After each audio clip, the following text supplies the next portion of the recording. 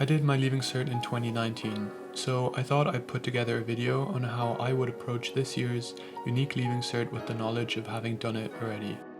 First off, my condolences to anyone who's doing their Leaving Cert this year.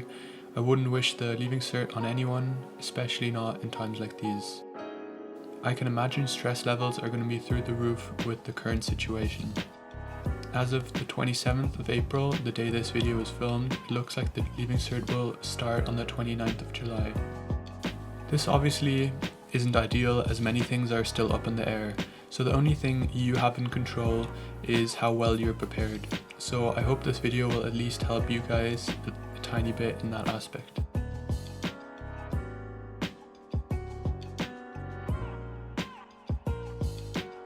Especially in uncertain times like these, it is important to give your lives as much structure as possible. You could technically wake up every day and do whatever you want. You don't have school, you could just go on your phone and watch Netflix all day. But once you go down that path, it's very difficult to become productive again. For college work, I established a strict morning routine during quarantine. As soon as I wake up, I drink some water, read for a bit, and then get all my study done. It is only until after I finish studying that I check my phone for the first time. This works for me currently, and feel free to use this and other routines as inspiration. However, your morning routine should be personal to you. If you want to see what my morning routine looked like during 6th year, I will link the video here. I'm currently not sticking to an evening routine during quarantine as I don't think it really matters what time you go to bed at. Something that works for some people is making weekly study plans, but those never really worked for me because as soon as I'd miss out on one task, I'd get annoyed. What I did instead was use the Ivy Lee technique. The night before, I'd list roughly 6 tasks that I wanted to complete the next day, ranked in order of most important to least important. So the next morning when I woke up, I wouldn't have to find something to do and procrastinate, but instead, I'd get straight into it. As Benjamin Franklin famously said, failing to plan is planning to fail. In the end, feel free to experiment with a few things as you might as well find the routine that works best for you. For example, try eating breakfast before studying or after studying, studying in the evenings or mornings, exercising in the mornings or evenings, etc. Studying efficiently is now more relevant than ever, so you don't spend studying all day and can enjoy some free time as well.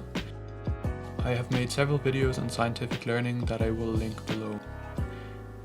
If your current study methods work perfectly fine, there's no need to change them.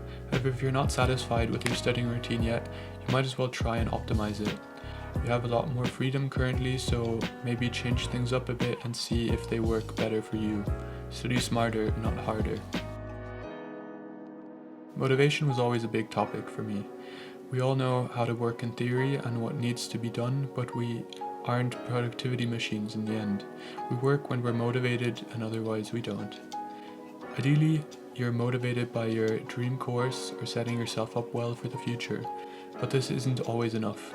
So I'm going to go through a few strategies that I use.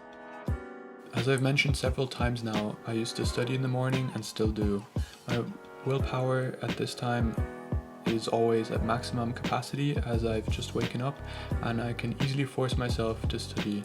The longer I wait throughout the day, the harder it becomes to start working. You never lack motivation. You are just more motivated to do something else, like lying in bed and watching TikTok. Try and make studying more appealing and procrastination less appealing. For example, as soon as you get out of bed in the morning, make your bed and then put your school books all over the bed. Now you can't lie in bed that easily. Organize your study materials so it's easier to get started. Listen to music while studying if that helps you. Reward yourself after you have studied. If you really think back to all the times you've studied, it was never actually that bad. The real annoying part is getting started.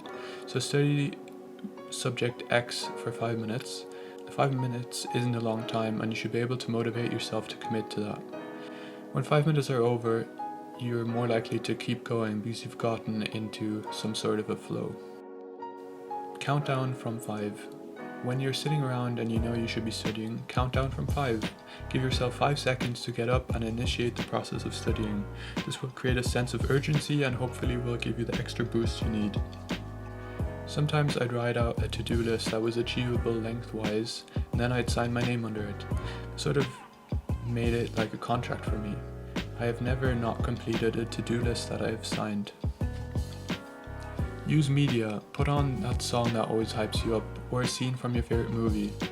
Or watch one of those motivational speeches on YouTube, there are plenty of them.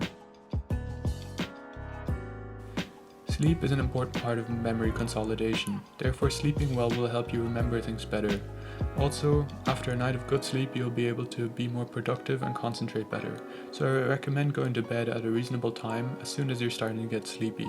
Switch your phone on flight mode so you're not distracted. Try and aim for 8 hours, but if that doesn't work, don't stress about it. If you remember one thing from this video, please let it be the importance of sleep. The following points are things that helped me personally through 6th year.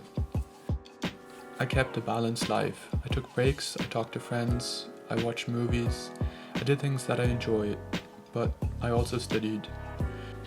Overdoing any aspect will lead to an imbalance and will end up harming you in some way. Do not study the entire day, you'll probably burn out quickly. Don't watch movies all day or you won't be able to perform as well as you could. Meditation definitely doesn't have the best reputation with most young adults, but its benefits are undeniable.